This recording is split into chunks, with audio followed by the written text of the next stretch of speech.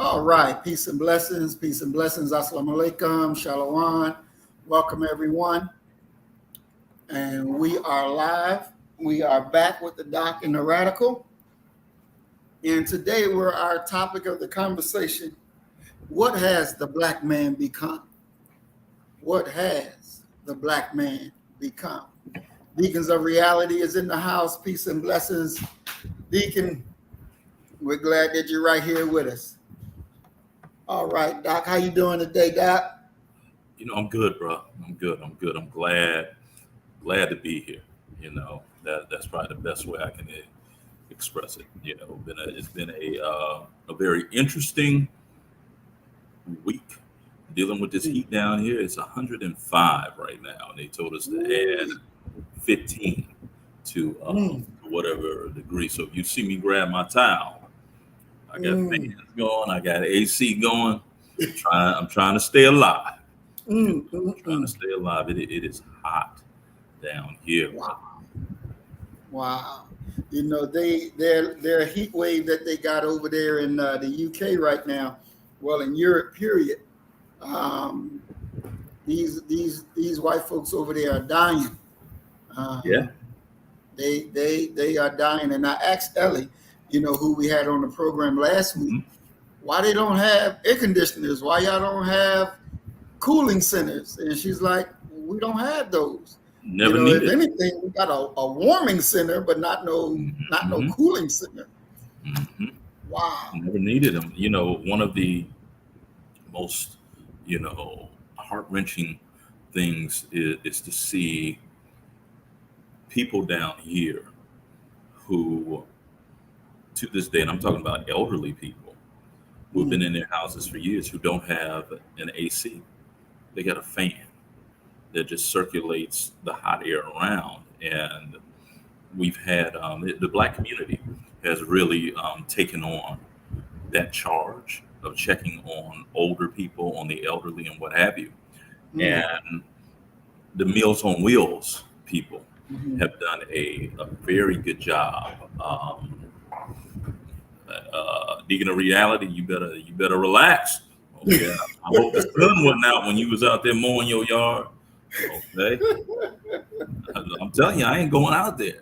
But the Meals on Wheels people are being used for a dual task of figuring out who does not have.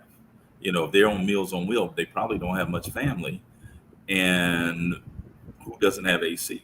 And some of the reports have actually been brutal, where they describe it as when the older person will open their front door, it's like a furnace.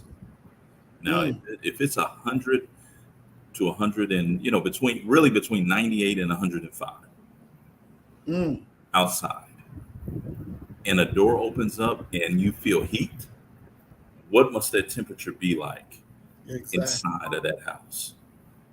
And I get that they're probably keeping their windows down because they're thinking that's going to help them with the heat, but it's the equivalent of having a pot with a lid on it.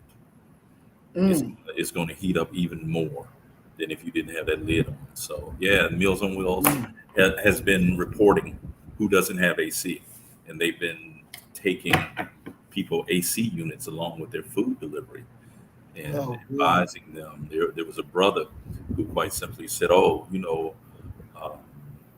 thank you. And they were like, well, you do know that you're going to just have to sit in this one room because it was only a window AC unit. And he said, I'm going to sleep in this room. He said, I'm not leaving up out of this room. It's at a crucial level of people dying. Mm. Wow. Welcome, Maya. And you're on time today. Uh-oh. Welcome, welcome. Wow, that heat is no joke. None whatsoever. None whatsoever. All right. So our first share, let me get this together and share You screen. know, this question you're asking, Mm-hmm. it really impacts me when I'm at a red light and I see one of our brothers, even our sisters, out there begging, for money, and I'm just like, what has become not only of this person? How did they get here? But also, where is the concern and the traditional shame that we had for having one of our Mm-hmm. immediate family members in such a poor position? Exactly. Exactly. Let me share screen, and we're going to go to our first video. And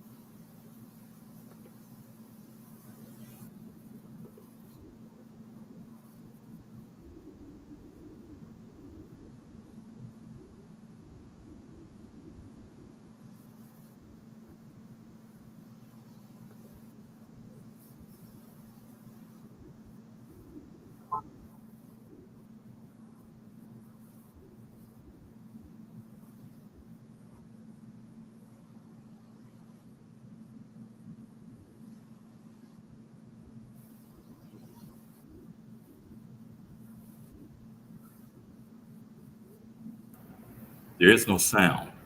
no sound. No sound. Okay.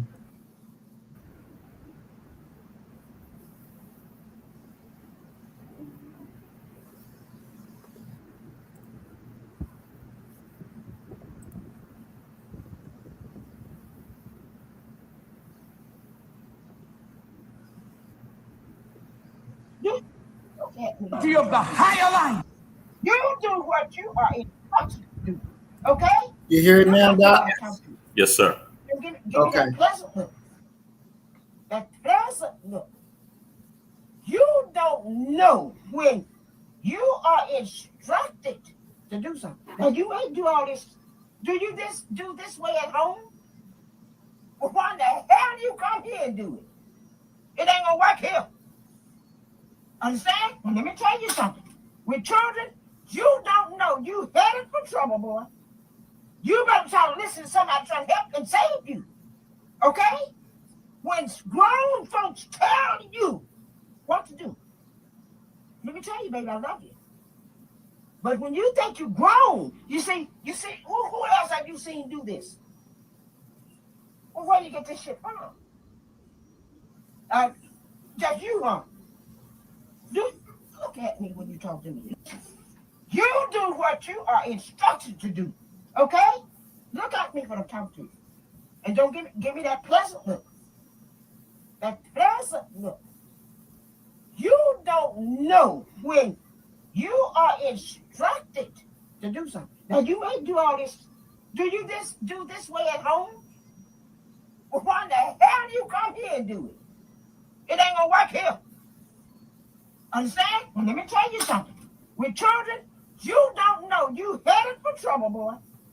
You better try to listen to somebody trying to help and save you. Okay? When grown folks tell you what to do, let me tell you, baby, I love you. But when you think you're grown, you see, who else have you seen do this? Well, where do you get this shit from? Just you, huh?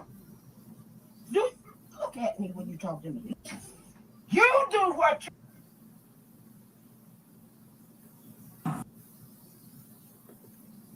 All right. So there you have a, I believe, a grandmother talking to maybe her grandson. Uh, those old time conversations Mhm. or dressings. You don't find that these days, Doc. You don't find that it's like it's missing. Um, what is this something that has to be brought back? What's your thought of what we just watched? Yeah, that is number one, our way. And it's our way of learning the way of what our way. That is the transmittance of not just culture, but also protection.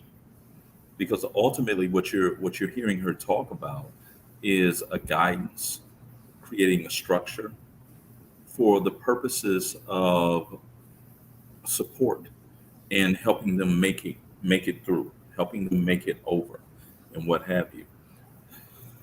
As to if we'll ever be able to get that back, I don't know, because I push back on the idea that it doesn't happen anymore, Mm-hmm. because I do know some families where that's still occurring, where the grandmother, that familial structure is actually, it's not matriarchal, it's matrifocal, because the grandfather is still there and he still has final say, but everything sort of like a beehive goes around the grandmother. I still know families that have that structure. Mm-hmm. However, the lower you go down on the socioeconomic ladder and the educational ladder, it becomes rarer and rarer, I would argue, because people are having children now when they're 16, 17, and that's not necessarily new for that demographic. So Mm-hmm. you could very well have a grandmother by the age of 35. Yeah, Deacon of Reality just put it up, 35 Yeah. years old now. That's, there needs to be some living, some learning that one has to be able to become an elder, to be able to share some wisdom. This conversation reminds me of Daddy King, Martin's father, Mm-hmm. his reaction to Martin being offered the job at Ebenezer Baptist Church. Mm-hmm. He tells Martin, he says, "Boy, come home. You can learn how to be a pastor under me," Mm-hmm. because he knew, number one, the flaws of his child, but he also knew that Martin didn't have the life experience to be able to necessarily pour into other people. Now, hermeneutically, as far as preaching the word and slicing it apart, incredible. But life practical experience, no. Mm-hmm. And I think back to my grandmothers. The good Lord blessed me to have three. My father's father, my paternal grandfather, was married twice. And none of those women were well educated. Mm-hmm. But I still can hear and I still adhere to both the example they set to the best of my ability and the words that they used, to guide us, and the love that they surrounded us with. So, you may very well, if you're not careful, we may see within our community people who know their great great great great great grandmothers. Mm-hmm. If everyone has a child in that teenage realm, and now as to what can be passed down, I don't know. I don't know. And it's. I think that the examination of Black America, we always have to sort of pause and Mm-hmm. realize that even in our families, our familial structure, even within a nuclear family, we're not monolithic. We're not all the same, Mm-hmm. and that has to definitely be added to our analysis of what we're talking about and who we're referring to. Okay. And I want to take a second to acknowledge Brother Willie Rivers. welcome to the program. Twin Pyramid, welcome to the program.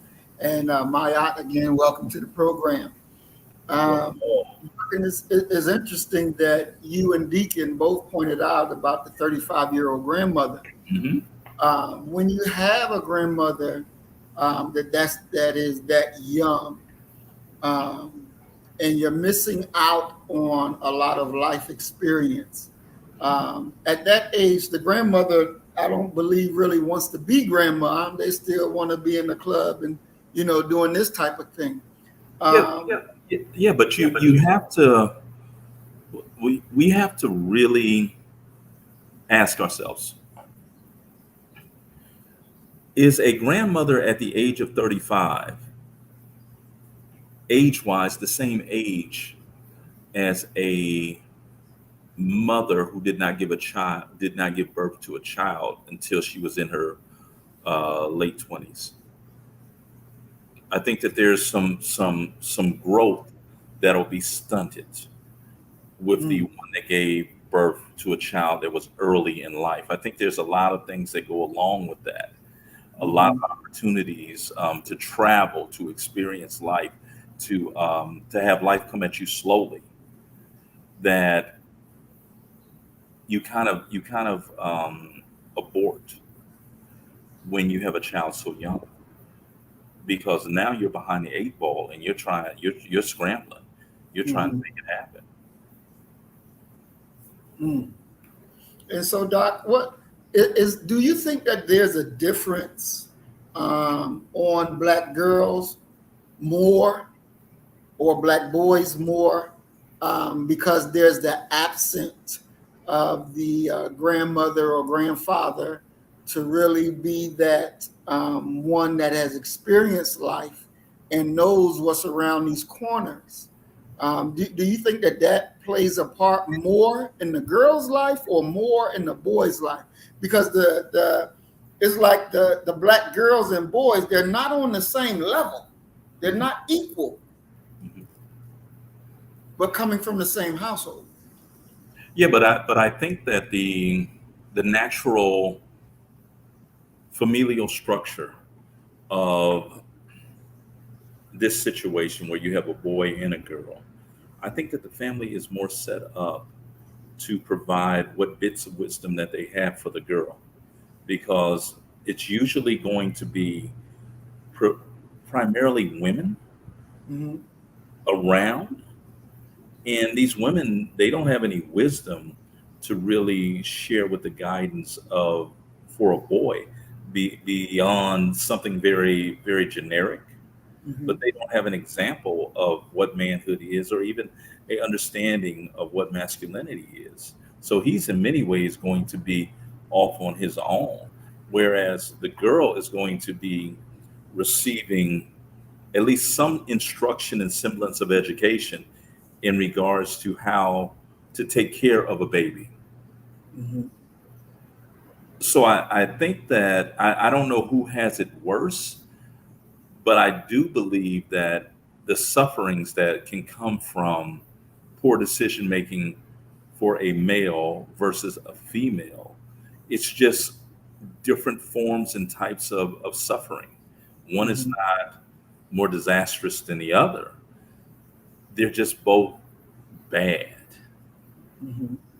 in a way that is kind of immeasurable when you really think about it. But they're both, and this is the reason why it's so important. And we often have these conversations where we talk about the man not being in the household, the father not being in the household, being a death sentence for boys. I would argue it's very damaging for the girls as well, because he's supposed to be her first love. He's supposed to be the template of what she looks for, what's familiar to her when she goes out pursuing a suitor. And we've seen what happens when we don't even have that. Right. Exactly. So Doc, when we look, and I'm not trying to really compare the two of who suffers worse or who's targeted more. But I think it does have a meaning. Like, when we look in the scriptures and Pharaoh said, hey, go round up all the boy babies and kill them. Mhm. He didn't say that about the girl, but the boys, kill them, kill all of them. And there used to be, like when I was growing up, my grandfather was definitely the man. You know what I'm saying? He's the granddaddy. Well, granddaddy tell you to do it is what it is, and dad can't outdo that. You know what I'm saying?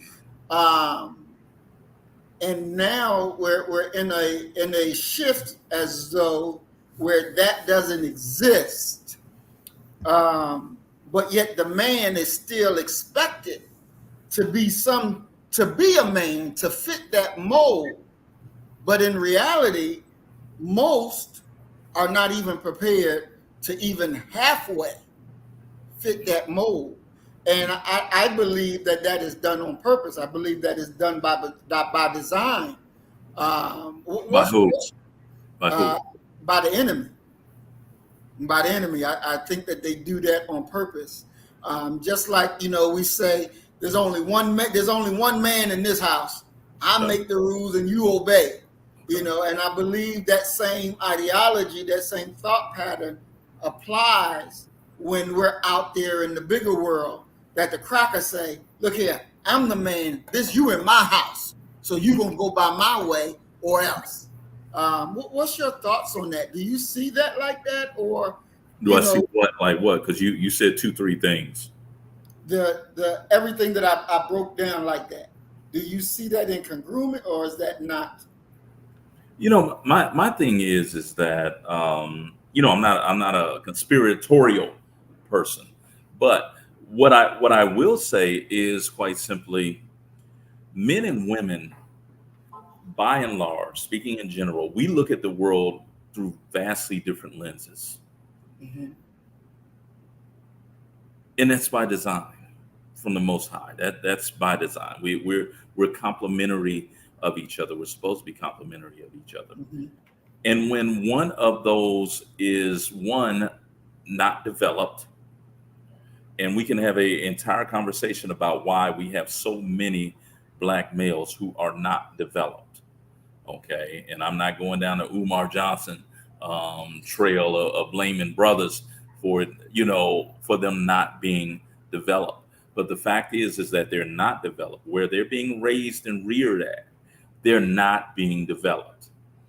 That creates a imbalance, and there's a practical, non-emotional analysis that true men give to the world, Mm-hmm. versus the emotional snap judgment that women tend to do. And when you don't have that calming effect, that analysis, that concrete analysis in play, Mm-hmm. Lord knows what you're going to end up getting when it's coming from purely emotion. We look at the Kiki Palmer situation. Mm-hmm. The brother, made his comment about, that your clothes, though, you're a mother. I figured that once black women got a hold of her, Mm-hmm. that she would snap something back at him that was unworthy of being said to the father of your children. Mm-hmm. And she did just that. That quite simply, I don't believe in boyfriend, girlfriend no more. Either, we're married or we're not. I'm single until I'm married. You blown up your home. Mm-hmm. And you blew up your home because that's what's expected of black Mm-hmm. to do. Go ahead and blow it up. Because girl, we got you. During the emotionalized echo chamber session, they got you. But long-term game, they ain't got you. Mm-hmm. And you're going to find yourself out there with fame and no man. And we've seen it with Diane Carroll. We've seen it with Cicely Tyson. We've seen it with a host of very notable black women. Mm-hmm. So in every way, the absence of the male guidance is disastrous, not just to us, but to any people. But we've allowed Black women to get to a point where they see no difference between the man and the male and the female. They feel that they're just as capable as we are. Um, Yet their sight is myopic. It's once again emotionally driven. Think about it this way, and this is probably one of the greatest illustrations of how a short-sightedness can lead to your ruin. There's this great African proverb, and it has two warring tribes who had somehow found peace. And Tribe A decides that it's going to actually invite Tribe B over for almost a peace dinner. The arrangements are made. Tribe B travels to Tribe A's area, and the food has been prepared, and it is going to be served. The women, they from Tribe B, they're sitting next to their men, and the women from Tribe A prepare the food, and they bring it and deliver it to all. Well, who should eat first?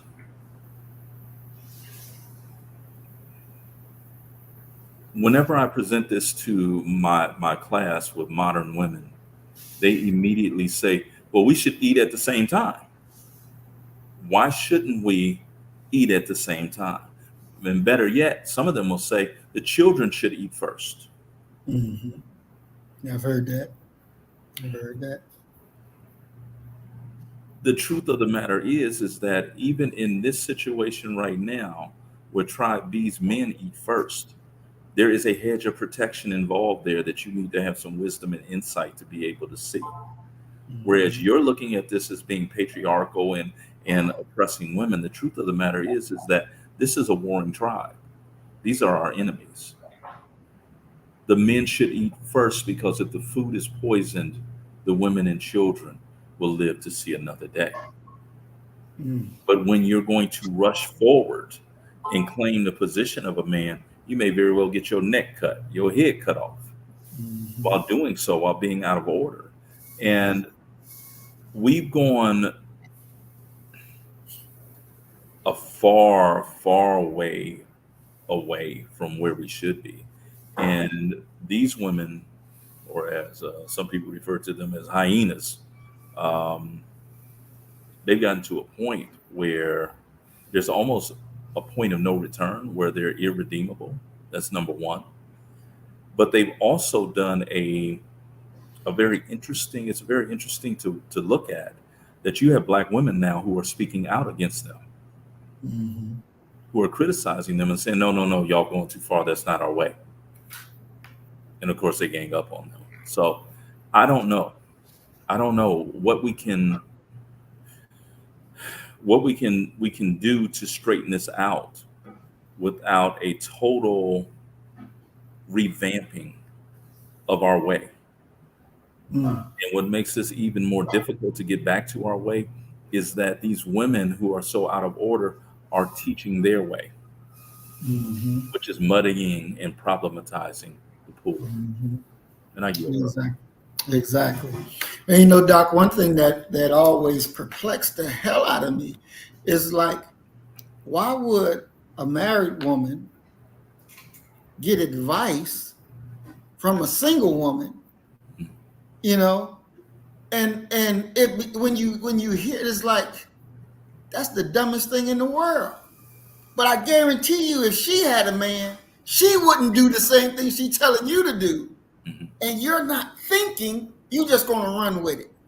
It's like that mindset. Something should have said, you're not worthy for me to listen to. But yet they fall in line and listen like that's the right thing. Hook, line, and sinker. Yeah, I'm going to do it. But then when that woman, like I say, is in her shoes, when it comes to her, I ain't going to do that. I Well, ain't gonna do. it goes back to a betrayal of that common American saying that misery loves company. And if people really had your best interest at heart, meaning male or female, and Mhm. we're talking about married people in a situation that could actually be saved, let's say that rectified, that something minor occurred. If they truly had your best interest at heart, they would do what Bokeem Woodbine's character did in the movie Ray, when Ray was thinking about leaving. Mhm. And Bokeem Woodbine's character said, "You sure, Ray? You sure? Because it's cold out there, Ray. It's cold out there." There is a belief that there's a inexhaustible amount of educated, refined, marriageable black men. That's simply not true. That's not true of any race, of any group. Mhm. There comes a time where you've had your opportunity and it didn't happen for you. So now you're gonna have to deal with what you got to deal with going forward. Mm. But this idea of I can behave and I can do and I can say whatever it is I want to do, behave, and say because there's a bunch of like-minded individuals like me is morally repugnant. It's illogical. Mhm. And you should be very careful about whom you're taking advice from. Because if you're taking advice from people who've never done it, then you're in trouble. Mhm. If you follow their advice. Mhm. Exactly. Doc, I want to switch gears a little bit. Do you believe, as they would say, that there's more black men in jail than there are in college? Do you believe there's more black men in jail, college, or just free walking the streets? Where do you believe the majority of black men are? I mean, stats tell us that the majority of them are not engaged in college. That would be the first group. The second group would be those who are enrolled in college. And Mhm. the third population would be those who are incarcerated. Ice in college it's not true. Okay. And it wasn't true when he said it. So we have, there's a need to reclaim the many people refer to it as the ethnic image, to Mhm. reclaim the image of black men, to tell our stories, to tell our narrative. What is our narrative? How did we get here? What is the path to getting here? And that's a big Mhm. part of it. That's a big part of the equation in any public discourse, especially within this nation that is so media driven. You know, Mhm. let me give you a case for a people who I believe are due reparations. I believe the United States government should provide reparations to the people of Umofia.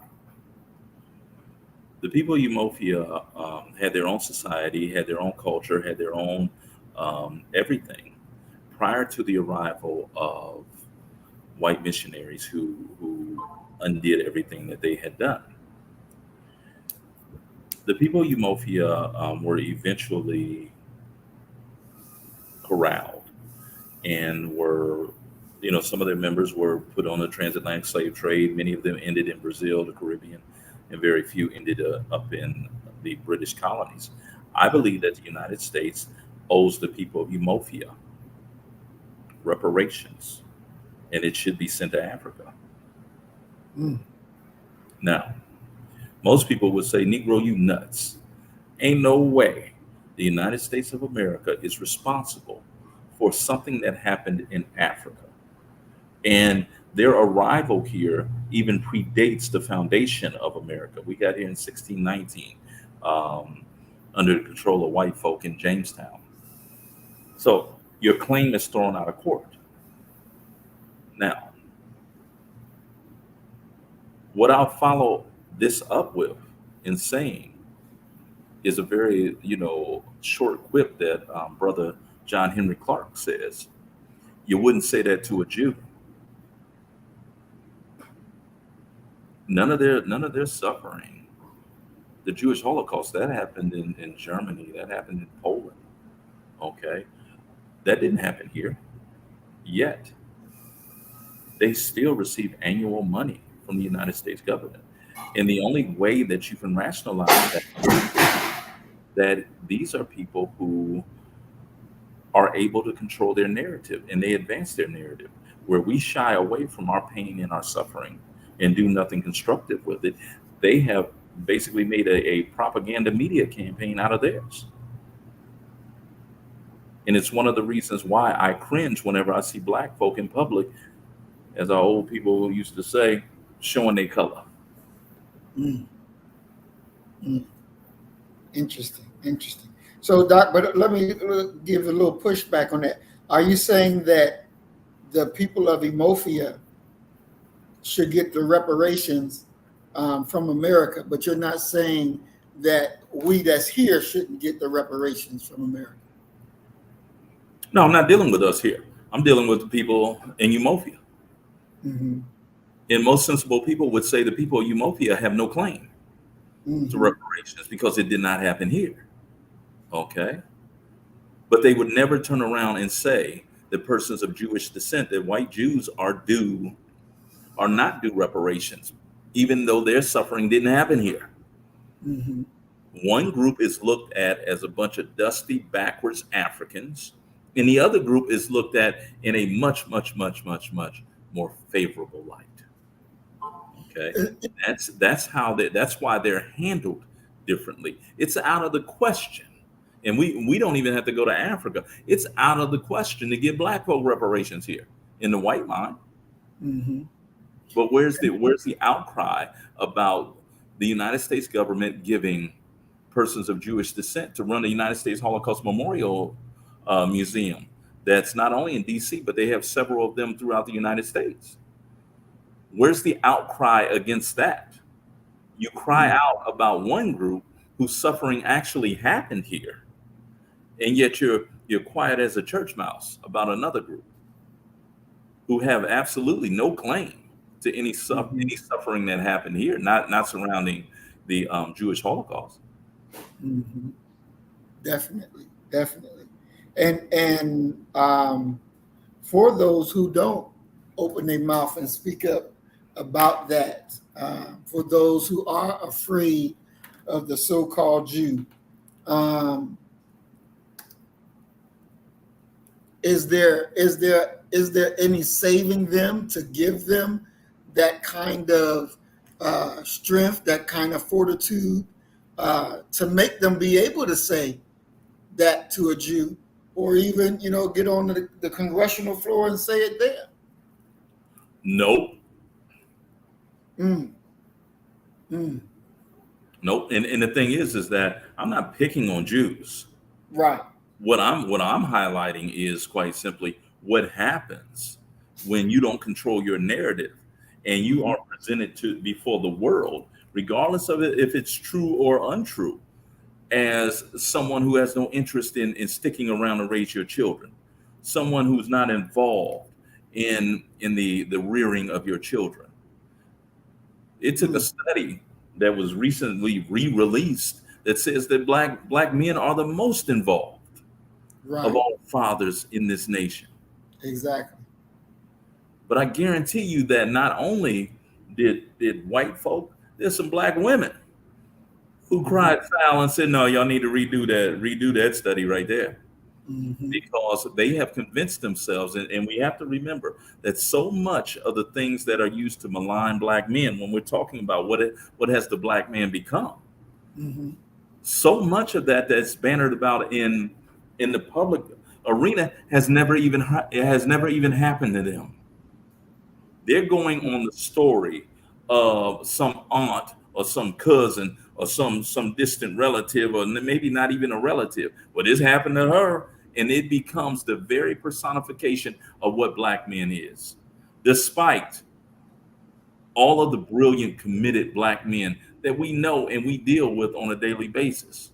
And I think my fortune might be waiting on me to begin hooking up the brothers that I know who are gainfully employed and interested in a monogamous relationship to some sisters. Start charging. What about 3,500. I guarantee you it'll work out if you just keep your mouth shut. what about Mayak's question about the vocational route? What numbers do you think they look at? What say that again? The vocational route. Mayat is asking, what about those who take the vocational route? What about it? What is that a big section? You know, because you said you have those that are not in college, those who apply, and then you have those that are in jail. See, I measure Black men by, are they marriageable? And to be marriageable, you need to be gainfully employed to provide and have some semblance of courage to be a protector. Period. So brothers who are taking the vocational route, there's absolutely positively nothing wrong with that. And keep in mind, I'm a Washingtonian. I'm a disciple of Booker T. Washington. All those brothers really need, once they have that vocational training, is to have somebody explain to them, listen, this is the game. For the next 2 years, you're going into this company and you're going to work. You're going to learn everything that occurs within that company. You're almost going in there as a spy for yourself. Exactly. Okay. Now we got this vocational training for you. You know how to do it. I don't care if it's HVAC. I don't care what it is, plumbing, what have you. Now we're going to give you a little business acumen. Learn how to run a business, how to balance your stuff. What are the things that you should be looking for? What are the things that you can avoid? Once we get that together, you're ready to roll. And you can do that. You can be ready to roll by 20, 21. But the problem that we have is quite simply, we have to, and it's amazing how so much of this is interconnected when we really talk about it. We have to get to a point where Black America, unlike white America, and we've seen this again with the affirmative action debate, that the idea of excellence and Blackness are not diametrically opposed to each other. Just as we got people who are excellent at doing hair, just like we got Black folk who are, and I'm not sure about the region that you're from, but many Black folk don't want white folk touching them when they dead. Okay, you got a Black undertaker almost in every community. Okay, we have excellent undertakers. So what precludes us from having excellent restaurateurs? What precludes us from having excellent plumbing service? What precludes us from all of these different things, these different facets of life? Nothing. However, the same images, and this is probably our one of our gravest issues, the very same images and messages that white America gets that leads them to, at the very end, to consider Blackness to be a euphemism for inferiority, which is really what was bannered about with affirmative action. They don't believe that you can have excellent Black students and they still, they don't even need affirmative action, that all Black students need a help up, and nothing could be further from the truth. But those same images that leads to whites and Asians looking down their nose at us are also consumed by Black folk, who, if they're not careful, will begin to replicate and think like the very monsters that they should be opposing. You think that's why with the recent taking away of affirmative action, and now Asians are jumping up, screaming and hollering because now they see that affected them. Look, I tried to tell him. I tried to tell him. Are y'all sure y'all want to do this? You can't break rank. Y'all better roll with what you know. Don't go chasing waterfalls like TLC said. Mm-hmm. Because Mm-hmm. Paul Mooney said this joke that I think signifies every minority group that thinks that they done found a slick way to out-slick white America. Mm. Paul Mooney said, I told my Native American friends, don't sign nothing until I look at it. Mm. They should have took that advice, because now what they're getting ready to experience is a steep decline in their admittance. Yeah, hey, Tiger moms, great. You got your kids, they ain't got no rhythm, they can't dance, they ain't social, they ain't got nothing going for them besides being able to pass that test. Mm-hmm. Wait until Ivy League schools put likability at the top of the list of qualifications, because here at the Ivy League school, and this is what they're gonna tell them. Remember this: at the Ivy Leagues, we're producing leaders.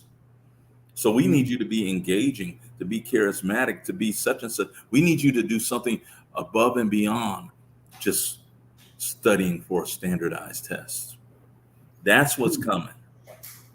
Mm. And I just plead with Black America, Black leadership, those that have been anointed for some reason to speak on our behalf. Don't do it. When they come back around, don't do it. Don't get back in bed with them. Mm-hmm. Go do what's best for you and us, Mm-hmm. because they clearly thought they were doing what was best for them. Mm-hmm. Exactly. Exactly. I want to go and share screen real quick. Let's see.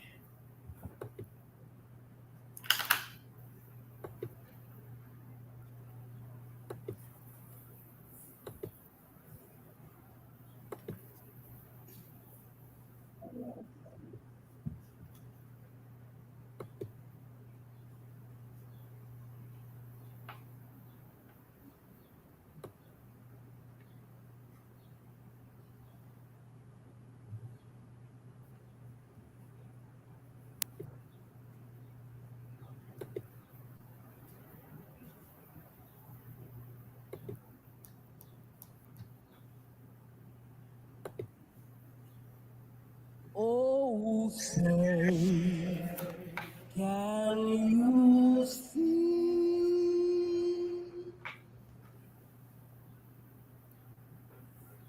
by the blood in the street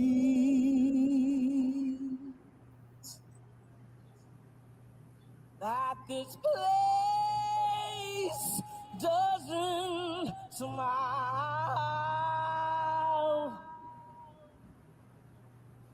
on you, colored child,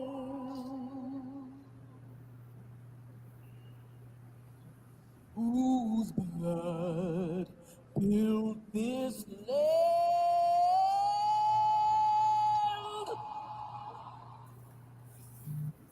with sweat and their hands.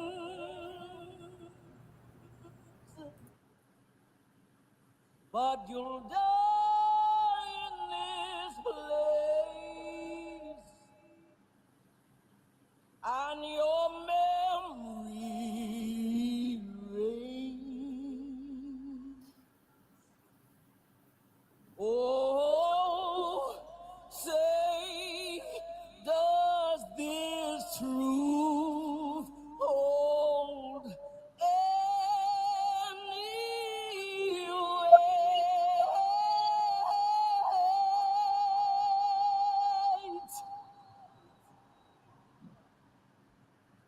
This is not the land of the free,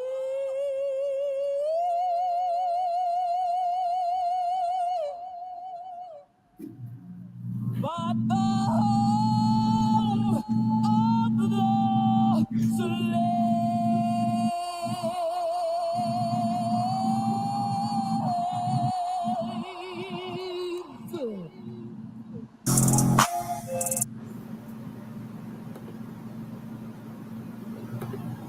All right. So we just watched Jill Scott do her rendition of the national anthem. And of course, the whites were pissed off that she had the nerve to do that. Um, Doc, what is your thinking of the national anthem that she just did? Is it helpful? Is it hurtful? Does it explain what happened? What does it explain? Part of the reason that black men have become what we are. I don't think it's helpful or harmful at all. To be honest with you, I believe that it is a momentary emotional blip in Black culture, and one that will, in every way, unfortunately, allow many of our people to be off the hook, to be taken off the hook, because we do these very, what I would refer to as juvenile, titillating things, and they become the very thing for Black America going forward for the longest time, versus us coming up with solid programs that are day to day, that are executionable day to day. We don't have to go out there and confront them at every turn. And it's fine if you choose that you want to do, but that's not a substitute for day to day plans. That's not a substitute for getting yourself organized, not only politically but also socially, to be able to say that, listen, this is who we are and this is what we think. Okay, we're nowhere near ready to challenge in mass, to challenge white folk. Hell, the trending thing, the most popular thing right now is Kiki Palmer and Usher.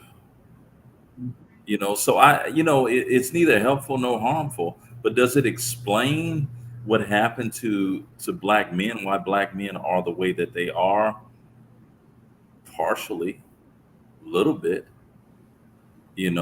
Probably the most illustrative of all of this thing is quite simply how Black folk in general can be just sort of razzle dazzled by some sizzle and have no interest whatsoever in the steak, the meaty part, the truly important part. But we're an emotional people who like to go out and uh, and do something shocking, but don't do anything behind it. So with that, uh, then we what kind of program or what kind of next steps do you think a person like Jill Scott, after making a performance like that, that everybody in the crowd jump up and yay, yay, yay? What should have been her next step? What should she have done? What would you have recommended for her to do? What kind of program? What kind of anything? Well, probably the next step, because she had everyone's attention at that moment. It would have been a great measure if we're talking about doing something on the stage at that mic. I'll give you one of those, and then I'll give you also one programmatically. Mm-hmm. She could have very well reverted back to this remix of the Roots song, "You Got Me," where she said quite simply, "I can still sing, and I still got my clothes on." Mm-hmm. That would have been a hell of a message to send to Black women, to Mm-hmm. those who are on stage in the public. That would have been something.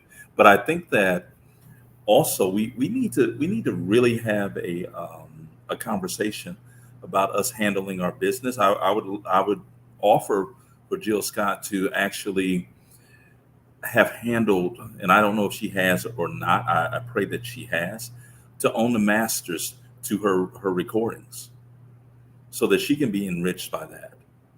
And those monies that are coming off of that could be utilized to maybe fund a program about femininity and public decorum for Black boys and for Black girls in the Philly area. Because in many ways, you can't talk about the roots, you can't talk about Jill Scott without mentioning Philly. We need to, as we talk about when we're talking about politics, you think national, but um, you act locally, Mhm. and we need to be very serious about acting locally, because that's where you could truly impact a lot of people. And just one step further, I mean, if she could get members of the AKAs, the Deltas, and Sigma Gamma Rho, get these sororities together, and first of all, put them through a femininity school if it's necessary, and then have them begin to model that this is in every way who we are as Black people in America. It's about reclaiming the narrative. It's about getting this next generation to operate and to behave and to look at the world through a singular lens. We're talking Mhm. about, once again, manufacturing consent, that this is who we are, this is our standard, and anyone who deviates from that will be addressed and will be dealt with. Exactly. Exactly. Maya says that she should have held up a copy of Message to the Black Man before exiting stage. Um, Message to the Black Man, of course, a book written by the Most Honorable Elijah Muhammad. Um, should books like that be mandatory reading? Books like Message to the Black Man, Malcolm X autobiography. Should we push that and push that with true force to be a mandatory reading? Do you think that something like that is necessary? 1 billion%. I mean, they push the Diary of Anne Frank on you. So Mhm. we need to push our own. Today in class, one of my students comes in, and it's one of the things that really does. It makes me smile inside, but then Mhm. also it makes me wince, because it's a sign of how old I actually am. She walks in with a Tupac Amaru Shakur T-shirt on, all eyes on me. And Mhm. I banter back and forth with my students, and I'm like, oh, okay, you got Pac, this and that, and blah blah blah blah blah. I said it was unfortunate about Mutulu. Okay, Mutulu died 2 3 days ago. They kept him in there. I believe they only let that brother out so that they wouldn't even risk the chance that they would have to pay to bury him. Okay, so I mentioned Mutulu. And I can see on her face, she don't know who Mutulu is. Okay. And so I said to the rest of them, I said, you do know who Mutulu Shakur is, right? Yeah, yeah, that's Pac's mom.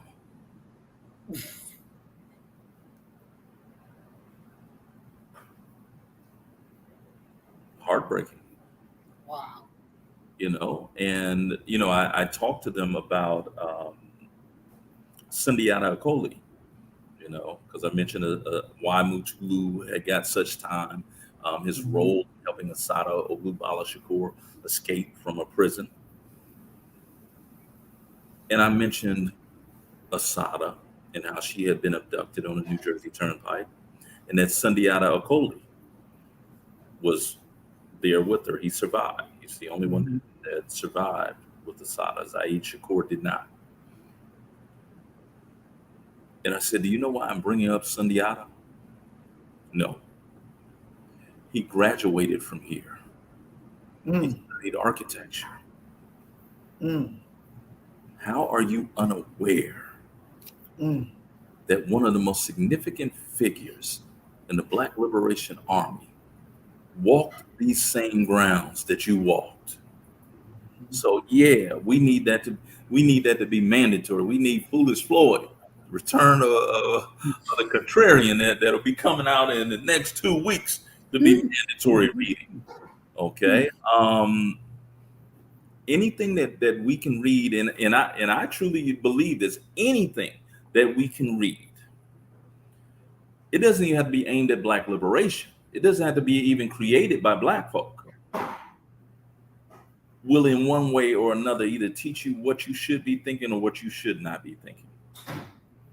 And that's crucial. We need a unabashed list of 250, 500 books that every Black person walking the face of the planet Earth, regardless of where they're at, should read. Because we cannot afford to be white-minded. You have to be Black-minded. We have to all be on the same accord. We have, and I use this analogy often, we all got to agree that our ultimate destination is Detroit, is Harlem. We don't have the luxury of making mistakes. Our margin of error is very small. It can increase if we do these things like becoming like-minded and manufacturing consent, because then it wouldn't even be a question as to if a Black business would be supported by Black folk. Hell, we can fry chicken and make rice. Exactly. Just do. Exactly. Exactly. We want to go to this next video, and I want to caution the audience that this next video is raw, but we're talking about what has the Black man become. And so we have to show you what raw is, because we need the solution to raw. We need that solution right now. So that is the way I'm going to prep that. And let's get on over here and check it out.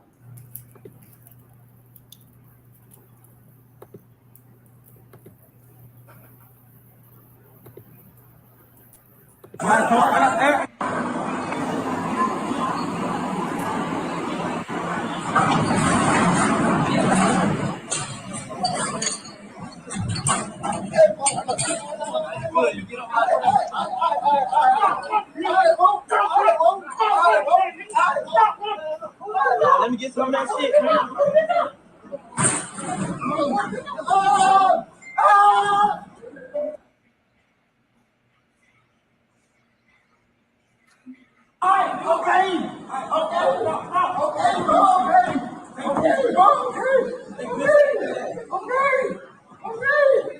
Okay, bro.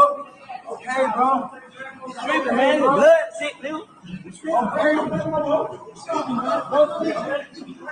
Nah, back. This thing. That's okay, man. It's all on us. Yeah. Clean up, man. Clean up, man.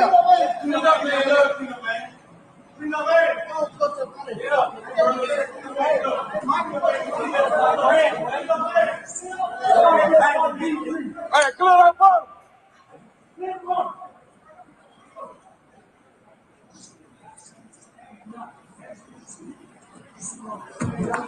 What's that in here, man?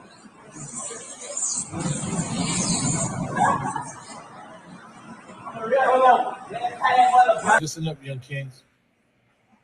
Everybody don't make it home from jail, young king. Everybody that goes to jail is not guaranteed that you're gonna make it home, and this is one of those situations. You know, you out here, you playing in these streets, and you playing with these guns, like the video said. There ain't no guns in jail, and they'll trap you off, and they will take your life. This ain't what you want.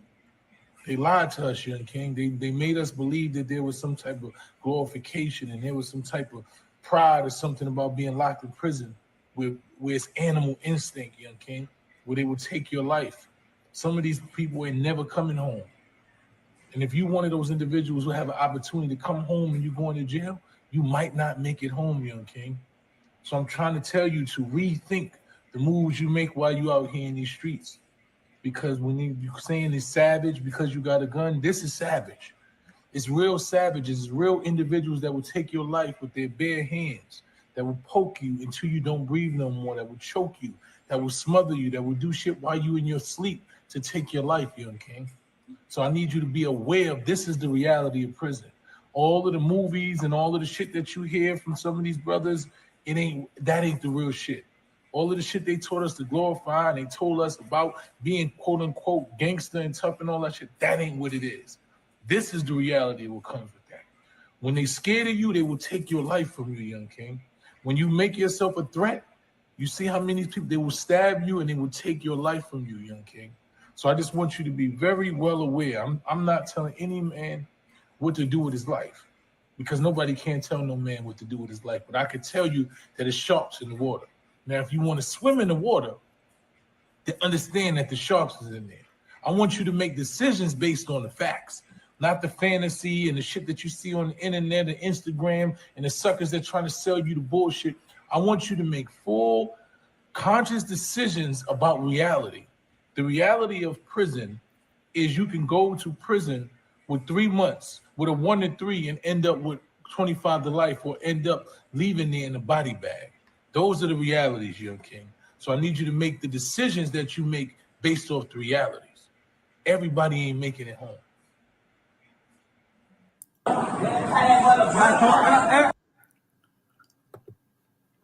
So, Doc, looking at that, and the first time that I saw it was like, wow.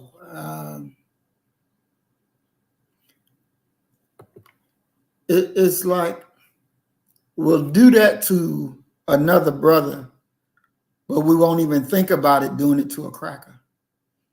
That won't even come into our consciousness to do that to one of them.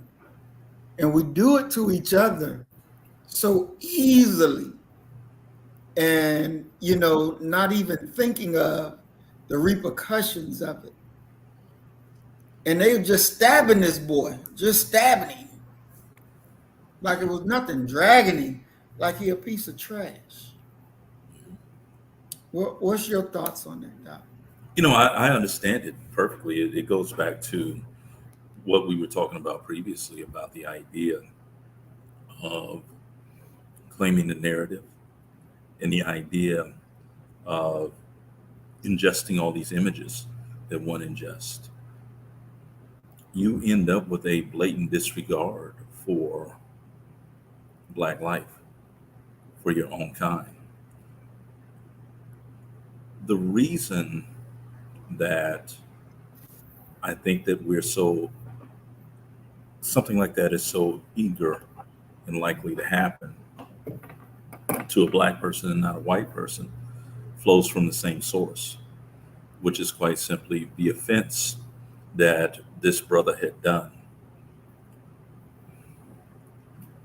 was personal and was well known by his attackers.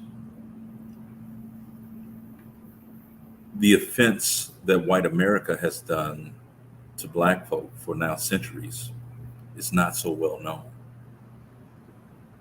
It goes right back to the idea of my students thinking that Mutulu Shakur was Tupac Amaru Shakur's mother. It goes back to the fact that they've read the Diary of Anne Frank, but never Assata. Many of them have, and we have to remember that even the autobiography of Malcolm X is now out of print. They do special runs of it now, but it's not in print. The injury and damage that has been done to our kind has not been propagated by those who have done it. And so in many ways, what we're looking at is we have a warrior class that has turned in on itself. That instead of them being gladiators and going out and fighting in the center of the Colosseum, they're fighting in the cage before they're even released to go out and entertain others. It's shameful, it's disappointing, it's avoidable yet intentional. And, we really have to have significant and serious discussions about how we are making Black men in this society. Mhm. And if that is if that's the end result outcome that we desire, let's change nothing. But if it's not the end result outcome, we need to begin to have a significant conversation about what are the socializing agents that are leading us to that. And although it may be politically incorrect, although it may not be in fashion to say it, I lay that at the feet of Black women who are attempting to raise Black boys alone. Doc, Period. who's the blame for that? For For what what? we just watched? For what we just watched? Who's responsible for that? Ultimately, Mm-hmm. American society. There's so much blame to go around. Okay. And I will not lay the blame solely at the feet of Black America. Okay. There's a lot of blame to go around. And we do ourselves a disservice when we're being dishonest and not holding everybody accountable. Mm-hmm. Mm-hmm. That that is definitely a rough thing. Mhm. Uh, No, I appreciate the rawness and the realness of it. We need to in every way take the cover off of what has become the glamorization of incarceration, mhm, as if that is a rites of passage. That mhm, is what every Black man should be aspiring to do. That's where you earn your stripes. Show the coming generations what it's really like. mhm. All the way down to the episodes of rape, to the exploitation on many fronts. And I want to take this time out to send Earth Angel our condolences. She says her nephew was in and didn't make it home. Mm. You know, he was murdered in 7 months in prison. So we definitely send her and her family our condolences. Uh, Most certainly. The thing is that I don't know how you could be Black in America. Maybe there are some. I've never met one that you could be Black in America and the penal institution has not directly affected you or your family. mm, That has to be one of the few commonalities that we have as a people. Although we're a monolithic people, that's one of the commonalities. And it would seem that if that was a commonality, that we could come together, at least rally around that to prevent it from continuing to happen. mm, And that's on us. Because once again, as John Henry Clark said, no one's coming to save you. mhm. That's right. That's right. And I want to take this time and welcome Earth Angel. I don't believe that we welcomed her in, but welcome. Welcome also still here.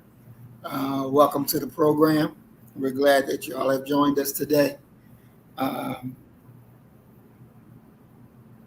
I want to go uh, to another video. And let's look at this.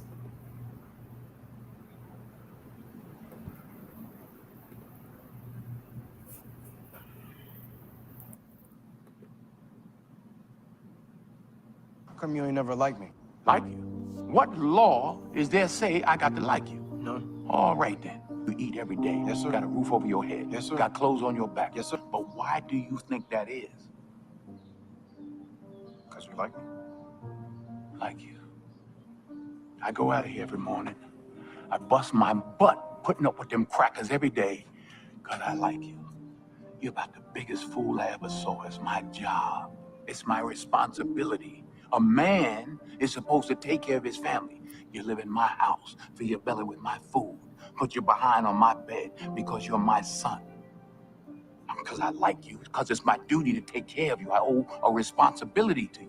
Mr. Rand don't give me my money come payday because he like me. He give it to me because he owe me. Now, I don't give you everything I got to give you. I give you your life. Now, don't you go through life worrying about whether somebody like you or not. You best be making sure they're doing right by you. How come you ain't never liked me? Like you? What law is there say I got to like you? None. All right, then. You eat every day. Yes, sir. Got a roof over your head. Yes, sir. Got clothes on your back. Yes, sir. But why do you think that is? Because you like me. Like you. I go out of here every morning. I bust my butt putting up with them crackers every day because I like you. You're about the biggest fool I ever saw. It's my job. It's my responsibility. A man is supposed to take care of his family. You live in my house, fill your belly with my food, put your behind on my bed because you're my son. Because I like you, because it's my duty to take care of you. I owe a responsibility to you. Mr. Rand don't give me my money come payday because he like me. He give it to me because he owe me. Now, I don't give you everything I got to give you. I give you your life. Now, don't you go through life worrying about whether somebody like you or not. You best be making sure they're doing right by you. How come you ain't never liked me? All right. So here we started off the program with the grandmother giving a young boy correction. Mhm. Now we have a daddy giving his son guidance. And believe it or not, Doc, I've heard different, even men say, well, the Denzel character in that movie was too harsh. Mm. You should be more friendly with your child, especially your son, because you don't want to cultivate a rivalry. You want to cultivate a loving relationship where he can come talk to you about any old thing, because that's how it got to be able to have open communication. Yeah. What you say about that, Doc?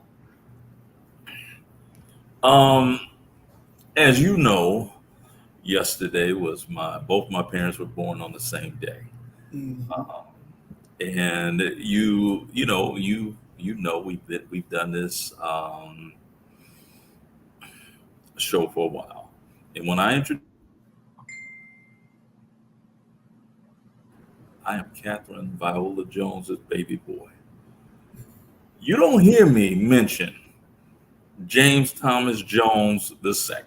This is the first time in probably 15 years of broadcasting that you've heard me mention his name. I wish those people who say that you should have been more loving and what have you, I was there to talk to my daddy because that's who he was. Right there, Troy.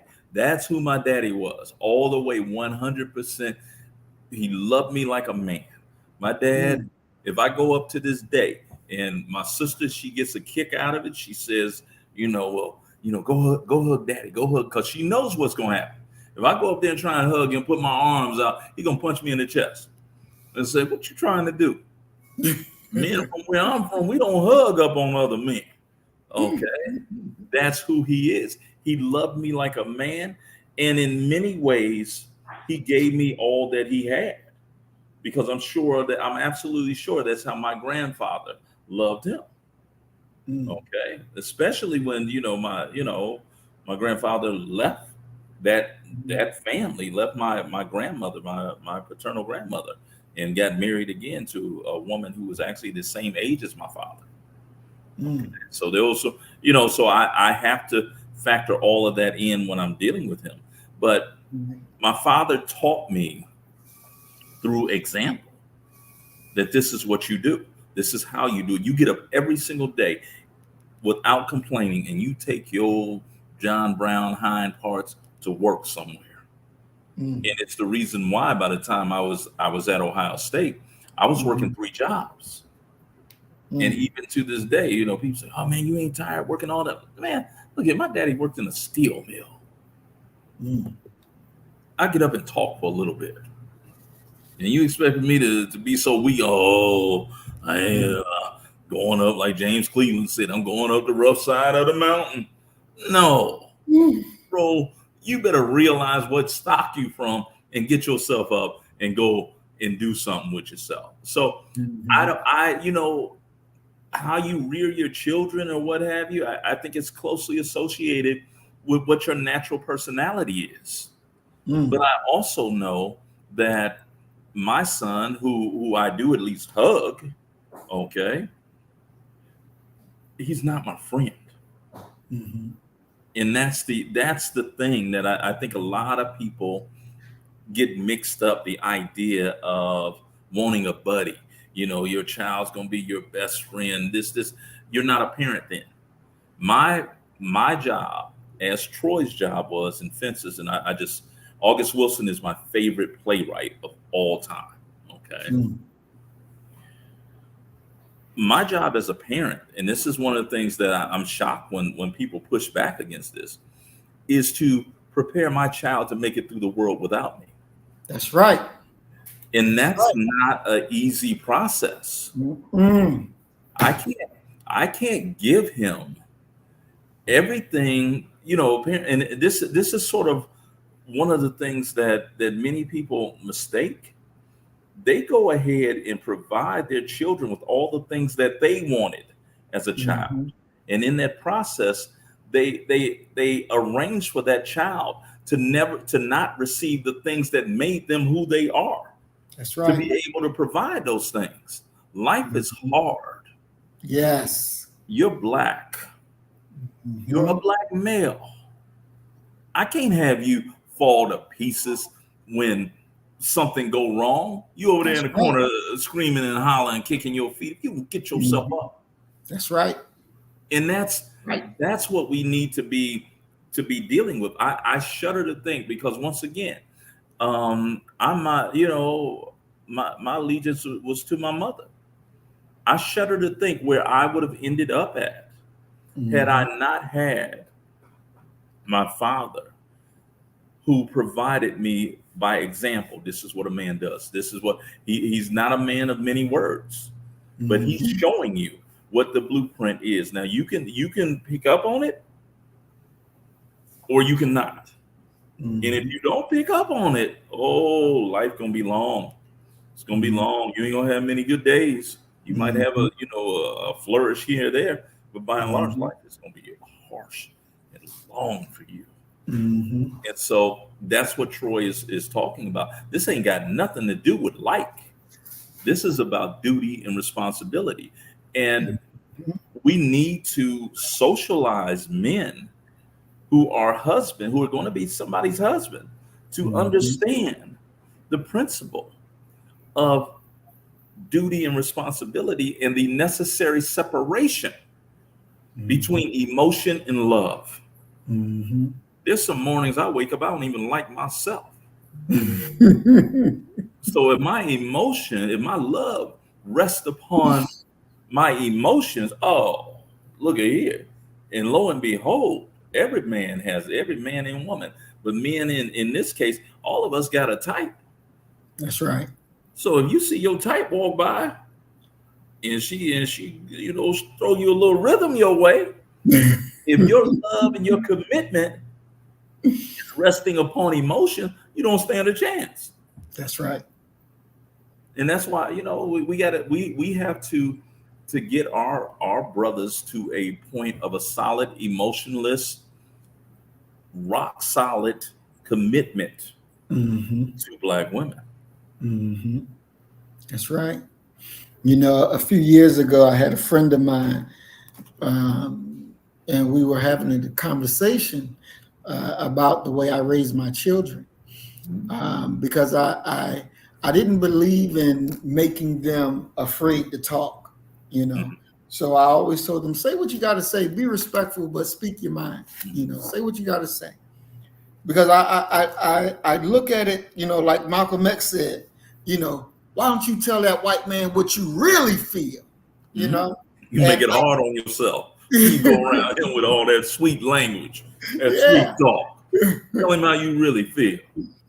And I never wanted my children to be in an environment where they too afraid to speak. Mhm. I didn't want that. So I taught them to speak their mind. Be respectful, but speak your mind. I don't give a damn who it is. Say what you got to say. If you're challenging them intellectually, if something is said that don't make sense, open your mouth and say it. And going through school, they had issues because if the teacher said something that didn't make sense, they raised their hand and challenge it. And so it's like they don't have, whereas they'll be like, well, I should, I'm not going to say this. I'm going to speak what need to be spoken. If I got to say something out of protection of one of my siblings, then this is my job. This is my responsibility. This is how I was raised. Mhm. And others find it offensive. But I said, I got to raise them this way because I may not be here no more. But Yeah. I got to know that they'll be able to make it, that they're not going to be cowardly down somewhere, afraid to speak, all busting in tears. Mhm. And it's like the person I was talking to couldn't fathom that. They couldn't fathom it. It's like, well, but they're children. They need to stay in the child's place. It's not for a child to question an adult. It's not for a child to think out of a child's place. And it's like, I'm sorry, but they got to be prepared to face the enemy and destroy all obstacles in their path. Mhm. Period, point blank. And that's non-negotiable. Mhm. That's non-negotiable. I agree. And my children are like that to this very day. Mhm. To this very day. And it's non-negotiable.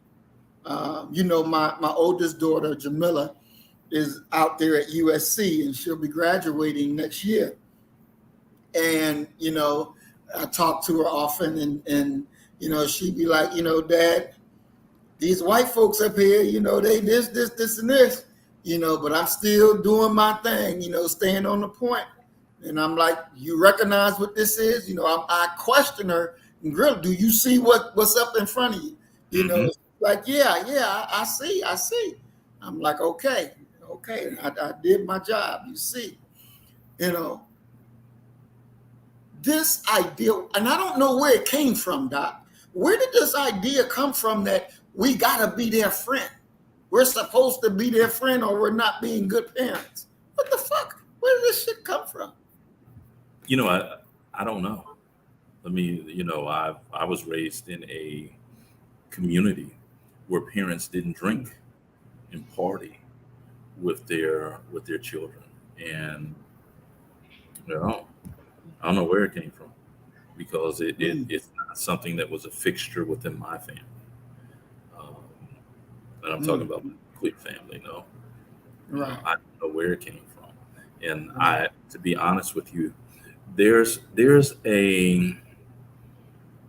should be an allowance Mm-hmm. for young people to be able to be young people. When I would travel with my students, we used to do the Know Your History Quiz Bowl out of Chicago. When we got there, and there's a lot of reasons that I won't go into as to why I did what I did.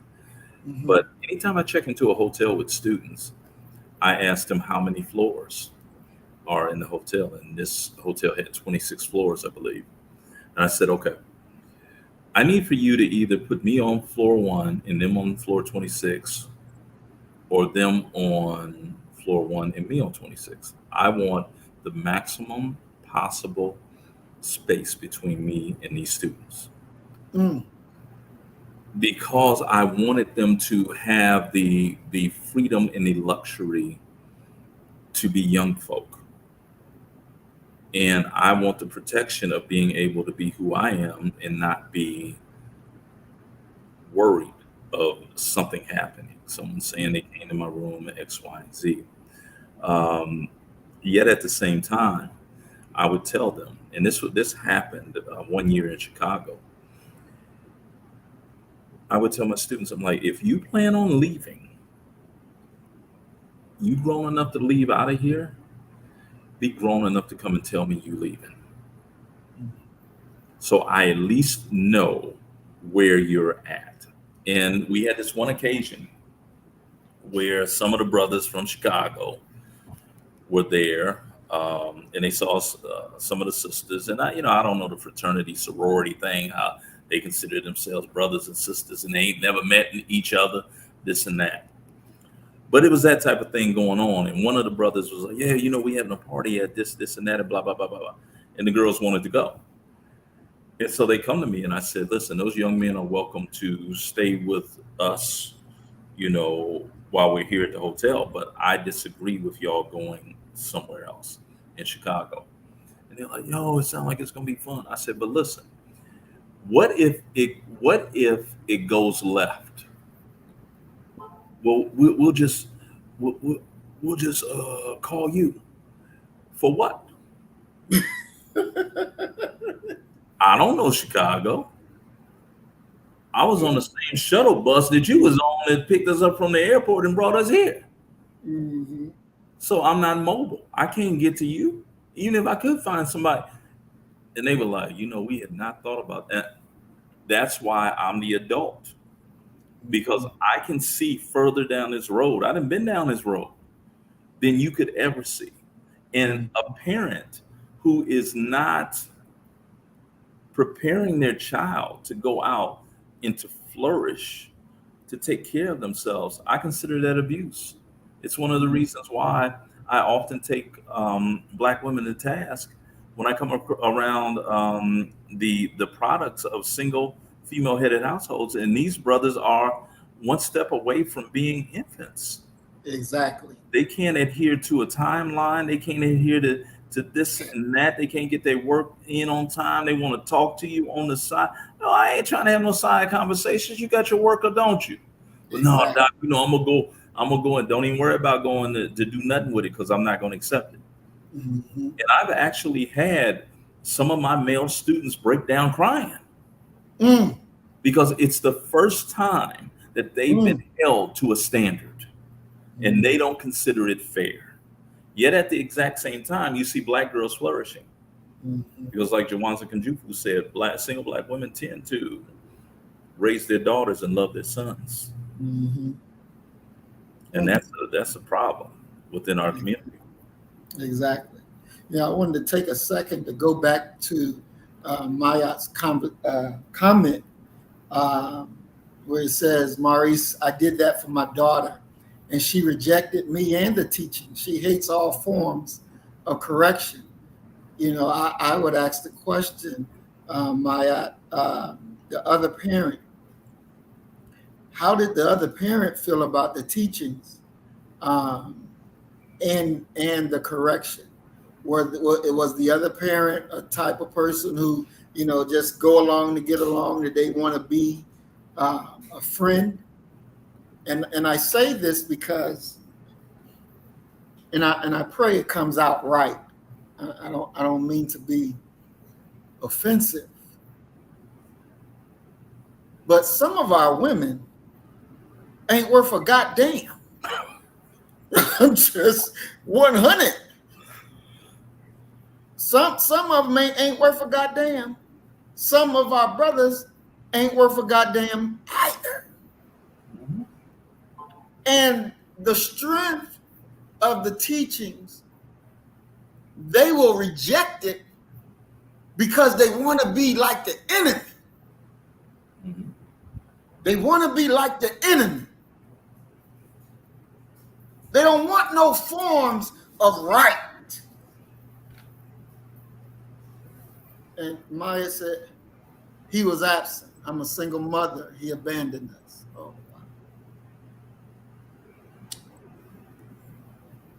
wow. I'm definitely sorry to hear that. That is hurtful. That is hurtful. And that leads us really right into the next video that we're going to show. I don't know, and Doc, maybe you can shed some light I know you can't shed light from personal experience, but I don't know how a man abandons his responsibility, just walks away from his child and be good with it, knowing that that's you, knowing you got a responsibility, and you can turn and walk away like you don't even know it. Yeah, but see, let's be fair now, because I think you're filling in some gaps right there. Do we really know that that's the mindset of the brother? You get what I'm saying?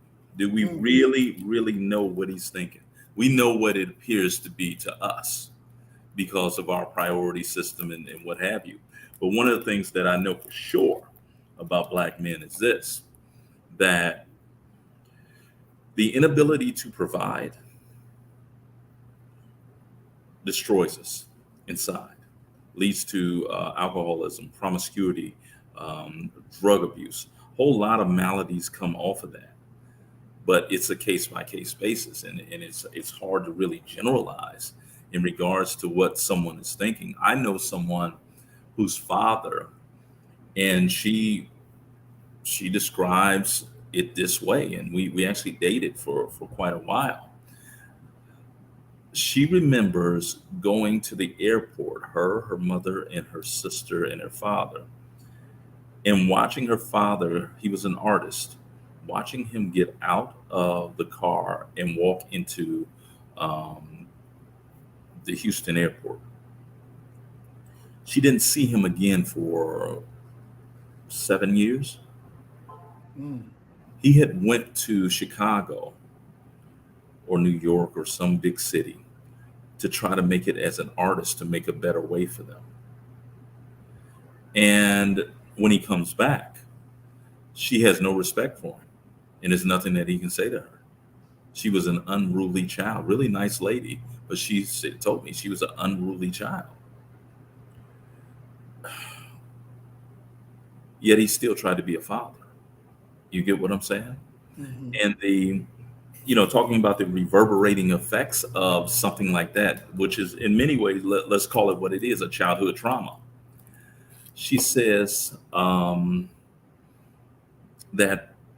when I would go to her place and I'm getting ready to leave and go home, that scene of her father walking into the airport, walking away, always replayed in her head. And she had developed this angst that she would never see me again, which in many ways, made it almost hell, to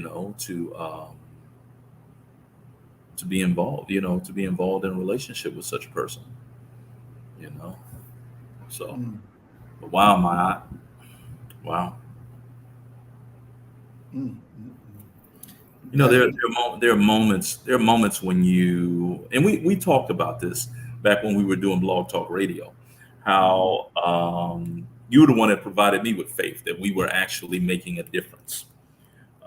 Because I was kind of like, we doing all this, and you had some interactions with a sister who had talked about how what we were doing was edifying.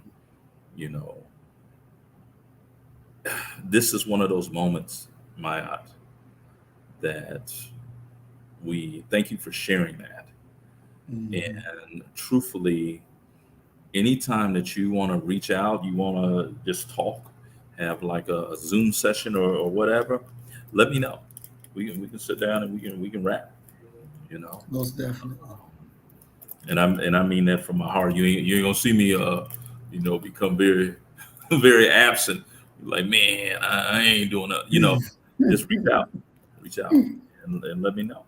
We can, even if it's nothing to just the hobnob and kick it, anything. Exactly. We thank you, Maya, for that high honor. Yes. Definitely. We thank you for that high honor. And I'm going to go share screen real quick and go to our last video that Sister Maya actually walked us right into.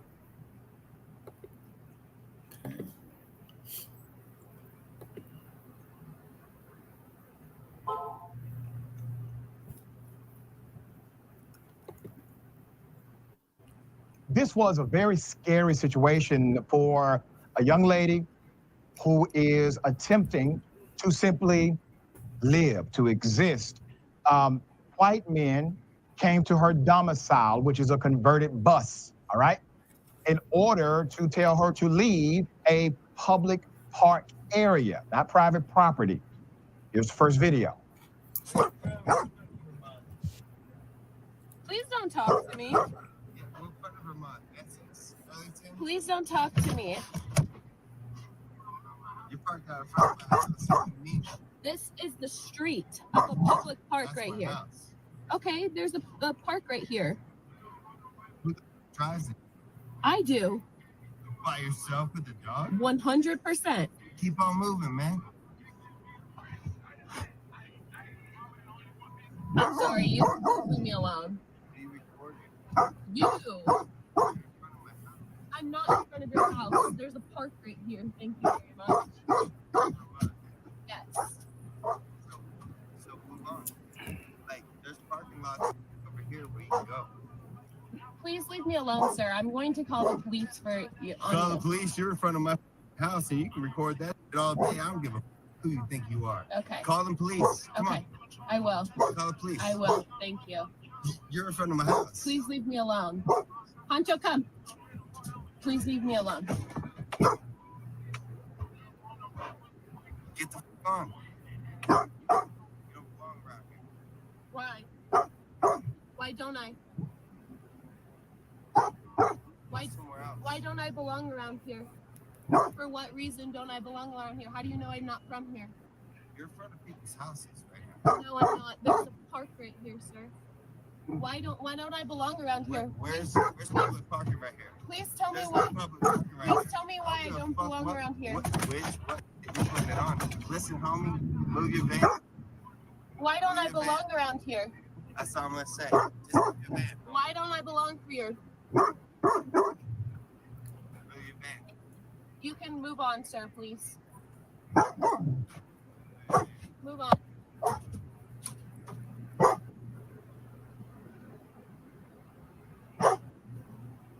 All right, so after that back and forth, he leaves and returns with other men.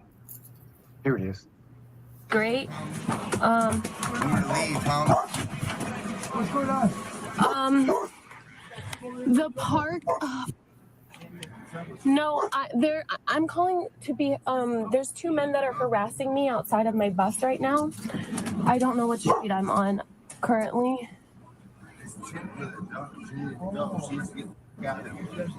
It's on a residential street with cars parked on the street in an apartment complex next to a park where I was playing with my dog earlier, and I just was eating dinner before moving on.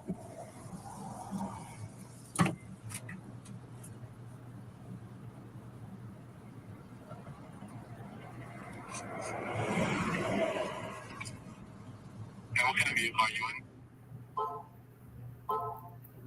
Put him up. Sir, in my opinion, you are such an effing coward.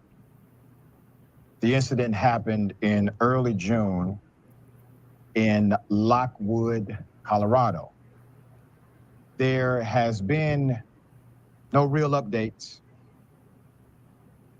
to help us understand any fallout from this or individuals held accountable. From what we can gather, the man's identity appears to be unknown. The young woman, Deanna, is a virtual special ed educator who travels the country in a converted school bus with her dog, Honcho. She vlogs her van life experience on TikTok and YouTube after spending 11 months converting the old bus that you saw. Her last update on the situation was June 22nd. She shares the backstory. I want you to hear it. Here it is. So just to clarify, I was parked on a public street parking. I was parked in front of a city park. In the video, you can see the apartments towards the front of my bus, but what you couldn't see behind my bus was all the businesses that are there. But unless there's signage, I'm fully within my rights to park on a public street. Unfortunately, when I'm traveling through cities, it's not so glamorous, and I have to rely on side streets, parking lots, Walmart, Cracker Barrel, Planet Fitness, places like that. However, I'm always very respectful of locals and would never park in front of someone's house. And if he would have just came up and politely asked me those questions, we could have handled the situation like that. So I started recording the second time he came up to my bus. The first time I just came back in my bus from walking Honcho in the park, and I was eating dinner and filling out report cards because I'm a teacher and it's the end of the school year. He was asking me typical questions that I get all the time, because whenever people see my bus, they always ask questions because they're intrigued by it. But the second time he came back, he was clearly agitated, aggressive, and filming my bus. So that's why I took my camera out to record. You could actually hear me on the phone with the 911 dispatcher when he came back with 2 other men and were harassing me while I was on the phone. They basically ended up telling me someone will call me back tomorrow, or sorry, that night or tomorrow, whenever someone got around to it. I had called around 7 p.m. and I didn't get a call back until 7 a.m. the next morning. And it was basically a lady just gathering all the same information that the 911 dispatcher did. And she ended up telling me that someone will call me back in 2 weeks. When I expressed my frustration, she asked what I would like have done differently, and I told her an officer to come to the scene, and she said, well, sweetie, there's a lot going on in the world, and they were probably busy. When I called a few days ago, there was no detective assigned to my case still. Tomorrow, Friday, June 23rd, is actually 2 weeks since the incident. Still haven't heard anything. So technically, there really is no update. I've also been told by some friends that unless I have his name, nothing will really come of this, which is really disheartening because I'm still dealing with like anxiety attacks, living and traveling alone. And he probably slept like a baby and isn't thinking anything of it. So, oh, he's going to be thinking of it tonight. Put up his picture again. So if anyone knows the individual, knows of him, the young lady is looking for information so that she can do her complete report of what she felt to be harassing behavior. She has the right to do that. Let's put. All right, Doc. That I tell you, the first time I saw that, damn near had me in tears to see that young girl crying and hands shaking and just, ooh, that just really, he needs that ass whoop. What you say, Doc, when you watch that? Several things. Number one, that's who they are. It's just what it is. There is no redeeming. There is no way of misreading who they are. That's who the fuck they are. Just accept it. Now, once you accept it, that sister needs some protection beyond that dog, because you're nothing but a plastic door away from them coming in there on you. And they come in there on you, do whatever it is that they want to do, even leading all the way up to killing you. You see what the police response is going to be. You know, she needs to, in many ways, once again, Ice Cube needs to pick up the Ice Cube line. I'd rather be judged by 12 than carried by 6. She needs a significant upgrading. And see, this is the thing as well. America should be outraged that here you have a young teacher, special ed teacher, being harassed in this way by men. I bet you they would have showed up if her name had been Molly and it was Pookie and Ray Ray. They would have had a helicopter out there, okay, and would have arrested anybody that was black in the area. And so that, you know, that's one of my greatest angst about white America. Stand up. You know, if you don't want to be grouped in with the bad apples, stand up then. Lead to the bad apples being discarded out of the bunch. Stand up. Do what's right. Do what's morally right. Okay. You hate to have to go all the way back to that Samuel L. Jackson movie, A Time to Kill, where Matthew McConaughey is given that final closing argument. I asked him to close their eyes and say, now just imagine she's white. Maybe that's what we need, for them to do what's right.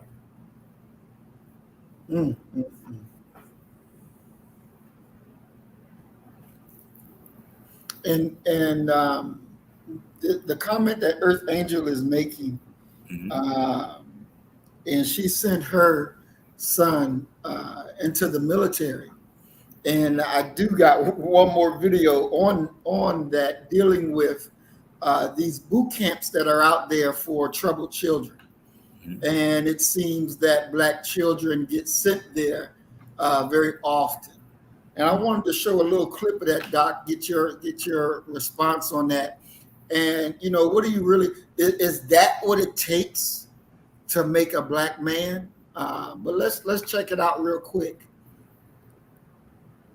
and get your opinion on that.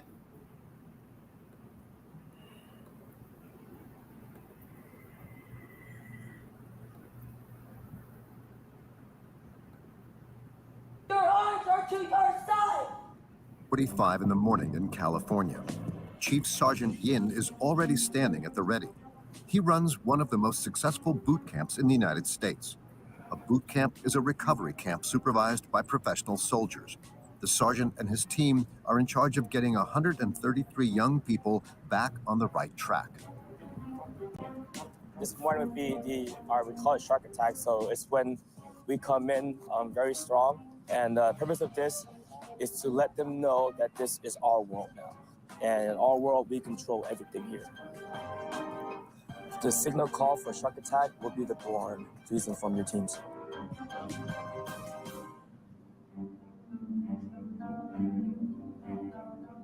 In the dormitory, the new recruits arrived yesterday. They're still sleeping. It's their first wake-up call, and a brutal one at that.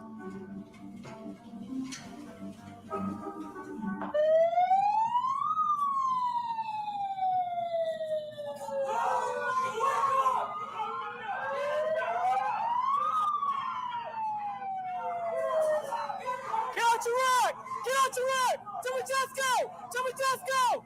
Get out to run! Somebody just go! Somebody just go! Somebody just go! Pumps, jumps, bends.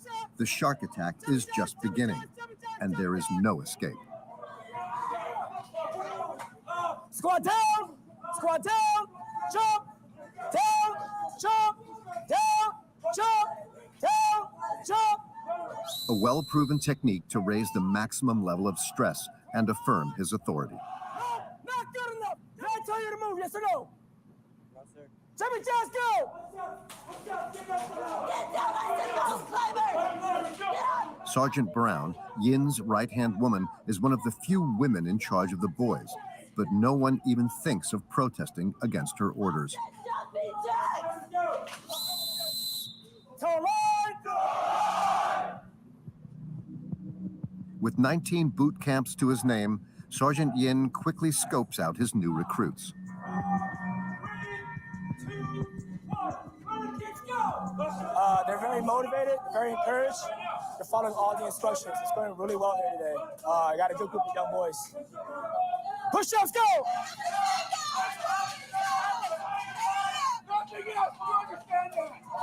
You understand that?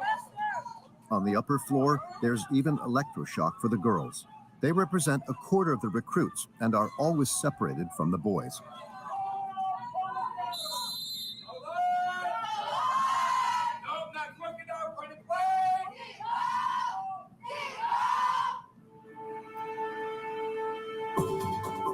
Stockton has 300,000 inhabitants and is situated an hour and a half away from San Francisco, but we are far away from the millionaires of Silicon Valley.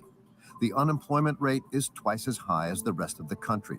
Isolated from town, the boot camp has an important mission: to put these young people back on the right track. Look it up, Peg.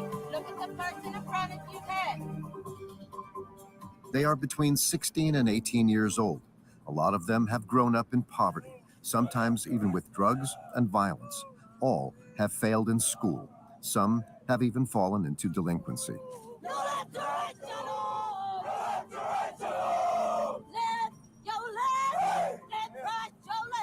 These young people have chosen to live isolated from the rest of the world for 5.5 months, far from the temptations of their past.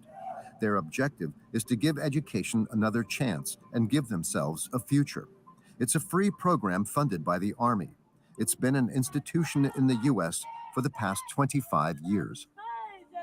For Cheyenne, this boot camp is her last chance to try again.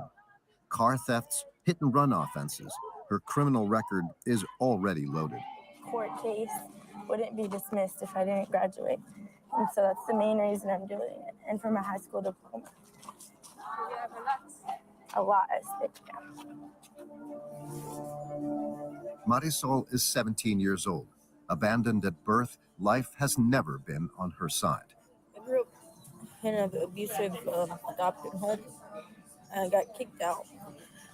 I ended up in a shelter, and I didn't know I was pregnant. But I had my daughter, and right now I'm a little bit struggling. I'm still in long-term foster care, but I'm trying to get my life together for her. Nicholas, 18 years old, is the oldest in his group. Alone and addicted to video games, he no longer has a social life and has had no friends since he was 10 years old. As a final desperate measure, his mother sent him to boot camp. Still would rather be home than stuck here. Why? Here I can't really do anything with my life. Now I'm gonna just stop right here, pause right here for a second. This cracker right here, he gonna be a serial killer. Watch. They keep pushing this. You see, he ain't doing no exercises like everybody else because he can't keep up. But they keep pushing him. He gonna be one with an AR-15 in his hand, being a mass shooter out here. Watch and see. These young people must follow the orders of around 20 Army sergeants. They're going to have an experience which will shape the rest of their lives. You are not wearing a uniform. You share a flag that we wear on our shoulder. In charge is Chief Yin, a former Iraqi and Afghan leader. Do you understand? And your actions show that you are failing. And this is his right-hand woman, Sergeant Brown, who commands these rebellious teenagers with an iron hand. I said During 5.5 months, these young people will suffer in the hope of finding a new life. But will they be able to cope?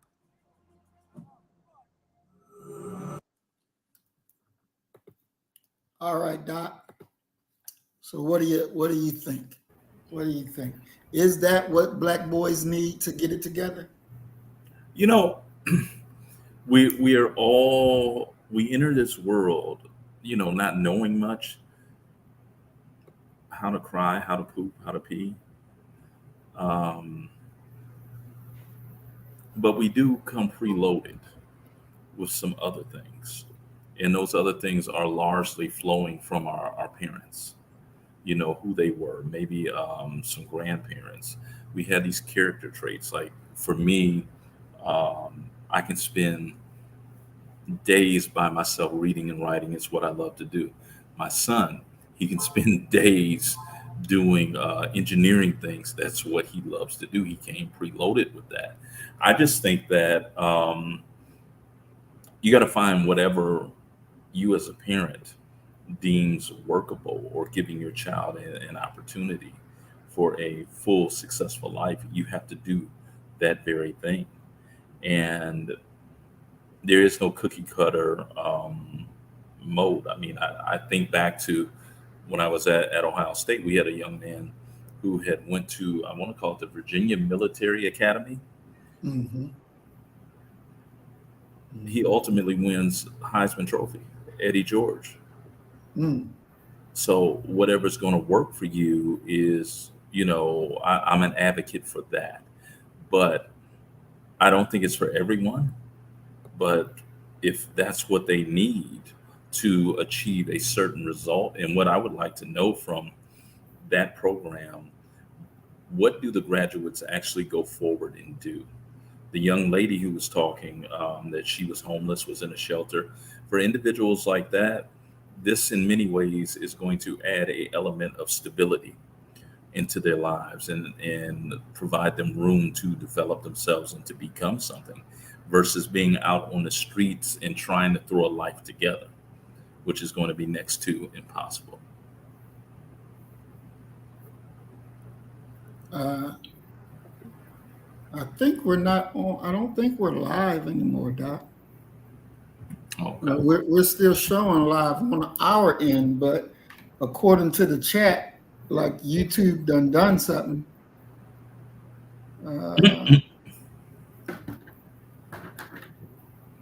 Okay, we back. Okay. Deacon says we're back. Okay. All right. Good. So YouTube just cut our last program that we did last week, claiming we were talking about the jab, and we didn't even mention that foolishness, and they took it down. But I just really think that the idea of what is the objective, what is the desired result that you want, and I think that you have to reverse engineer the socialization process to achieve that. If this is a workable strategy for our community, I'm for it. If it would help some people, I don't see it as being helping everyone, but we have to do something. We have to do something within our community to save our children. Because let's be very honest, many of these adults that we have raising these children are doing less than a stellar, superb job. You know, the like Maya said, did he say electroshock? You know, when and that really like what you gonna the girls got electroshock, but I don't understand it. You know, it's like it doesn't take that to raise good Black children. No. It doesn't take that. Yeah, I would hope that they're talking about just simply the shock of being woke up so early. I can't imagine a program would allow electroshock. You're talking about a lobotomy. Yeah. It's crazy. It's really crazy. And we need, because I did, after watching that video, I did a little quick research. There are a lot of camps like that. Yeah. And they make great money. They make big money. Yeah. And unfortunately, a lot of Black children end up there. Mm-hmm. A lot of Black children, and a lot of white ones end up there too. But not our thing. But you saw your boy. He got there too late. They should have sent him when he was 10, 11 years old. He ain't even had a belt around his waist. He had the belt up like it was a brassiere. Yeah, he unmotivated. They waited too long for him. That's a finished product right there. Oh, most definitely. And that would be scary. If I was his parents, I'd arrange for him to get a flight somewhere. When he got there, he realized there wasn't going to be no return flight. Exactly. Across the Pacific or something. Exactly. Yeah. Our children, Maya says, their children need shock. Ours need love, support, discipline, and occasional feet up their ass. Definitely. Our children are special children. I really believe that. And that love, that discipline goes a long way. I mean, the thing is that let's be honest and fair about this, is that Black folk are usually the best at whatever it is that they do. Now, we can talk about that being a blessing and a curse, because if they're coming from a very structured environment, we see Venus and Serena. We see LeBron. We see all of these individuals who have achieved some modicum of success in the athletic world. Yet at the exact same time, if there is no structure there, if there is no foot up the ass from time to time, they're going to be the best at the worst things. And that's the blessing and the curse of Blackness. And in this society, let's be very clear that it doesn't take much for that other population to in every way look at you as a danger. Exactly. And they're going to slam you, and they're going to, Mhm. and before you know it, your child is somewhere in gladiator school, changed and having to adapt to their environs. Mhm. Definitely. You know, I know when my youngest daughter, Freedom, um, was in school, and they were trying to give her ROTC. And I was like, no, you're not doing that. You can't do that. Now, even though when I was in school, I had JROTC all the way through. I went in the military. That was something that I desired, but not for my daughter. Uh, she didn't need no indoctrination of, America is the greatest and all that foolishness. Um, to love a country that doesn't love you, that wasn't going to work for us. That just wasn't going to work. And so that's why it was not allowed. And I would even go to say that no black child should be in no ROTC program to get you geared up to go and join the military. I don't think that's where you should be. If it was some things that I could do over in my life, that would be one of them, not to have gone. Because I think about, some of the assignments that I was on where I could have been killed. And I'm over there because at that time I thought, hey, I'm an American. I love America and all that, would have been a real waste, a real waste to give your life, and your people are still not free, but you're so-called fighting for freedom for somebody else. I found that to be highly disrespectful. And I understood when I got to Fort Campbell and Clinton was talking about going back to Iraq, and only the black soldiers said this. They said, yeah, y'all pull them Humvees up. I'm putting my shit in my car and I'm getting the fuck out of here. And my first thought hearing that was like, what you mean? We about to go do the do, this is what we're supposed to do. And, one of the black son, Mitchell, was like, man, you too dumb. You don't know what the fuck you talking about. You just don't know what the fuck you talking about. You stupid, And after being there for a while and getting into the knowledge of self, I could understand now why he said, you don't understand nothing, you stupid. You stupid. I could understand that very clearly now.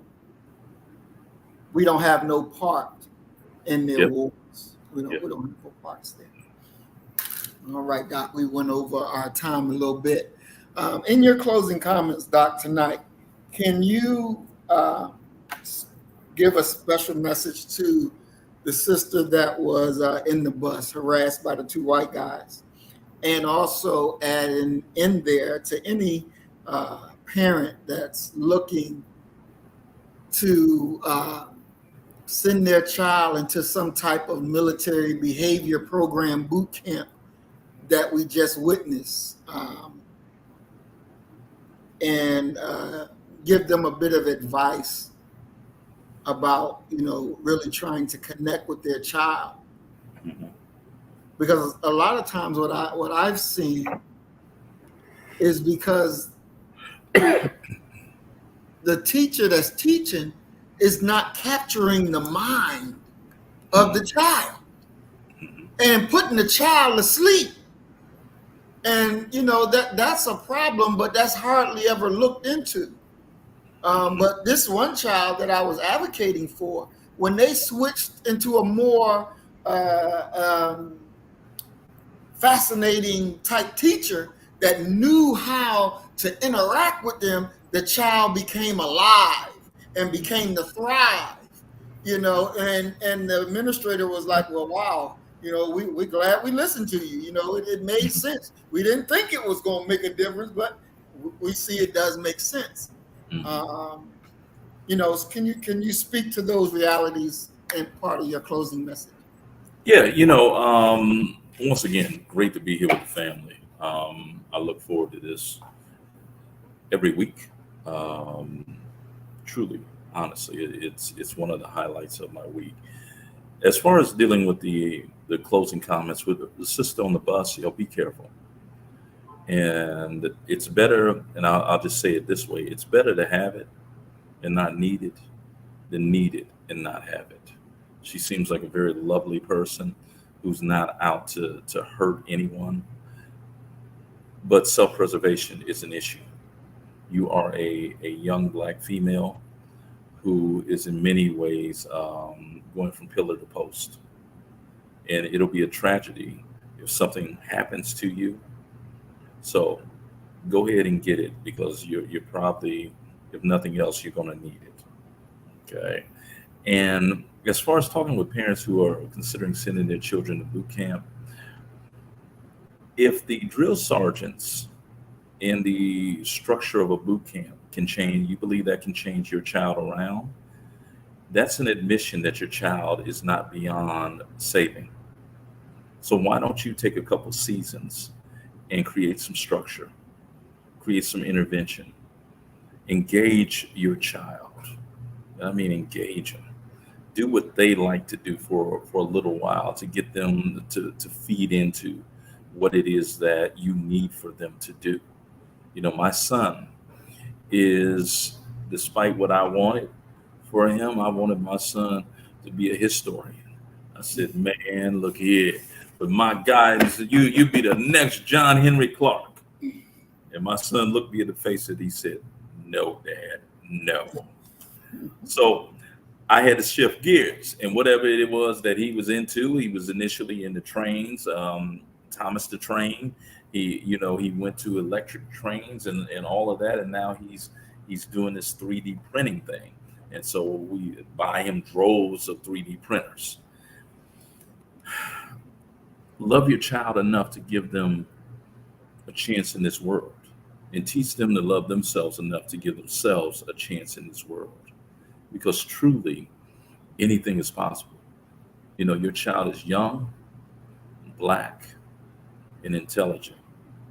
They ain't got nothing really to worry about beyond that. So love them, create structure because they do want structure. Not only do they need it, they actually want it. It will be processed as a form of love. So love them enough to love them to success. Love you all. Thank you. Right. Thank you, Doc. Thank you. And we want to thank everybody in the chat. I hope it wasn't anybody that I left out. I hope I called out everybody's names who joined us today. Sankara, Patrice Bishop, welcome to the program. Thank you for joining us. Welcome. And, like Doc said, it's a pleasure to be here every week with you all. Thank you all for joining. Thank you for coming in and sharing your thoughts with us. And always, we have the call-in number. If you want to come in, call in and voice your message. You're always welcome to do that. And, my closing comments for the day is for our sister that was on the bus, to see you crying truly hurt me to my heart. To know that demon understood what he was doing and didn't have a problem with it. He delighted in it. Mm-hmm. My thing is, as deacons of reality say, it's time that we whoop that ass. And we got to know that, and we got to believe that. And when the time of decision comes, we got to bring it, period, point blank. It's just that simple. It's not going to get any easier. As time continues, it's going to get rougher and rougher because there's more loss that they're going to suffer. And they're going to look at you and be angry, even if you got just a little bit more than they got. The Red Summer, while they went to go killing us because they came back from the war and their wives was working and these white men wasn't working, they didn't have nothing. So they didn't have a power base at home and they saw blacks thriving. So they just said, oh, we're going to kill these niggas. We got to be ready. We got to understand to stand up and whoop that ass, because it's coming. Ain't no hiding place. It's coming. You're going to have to do what you're going to have to do. And don't be worried. Don't be scared. Do it. Handle your business. As we always say, you kill the nigga in you, I'm going to kill the nigga in me, and our God will reign supreme. We are Black first. Today, tomorrow, and forever. Love you, family. Peace and blessings. Assalamu alaikum. Shalom. Peace. Peace.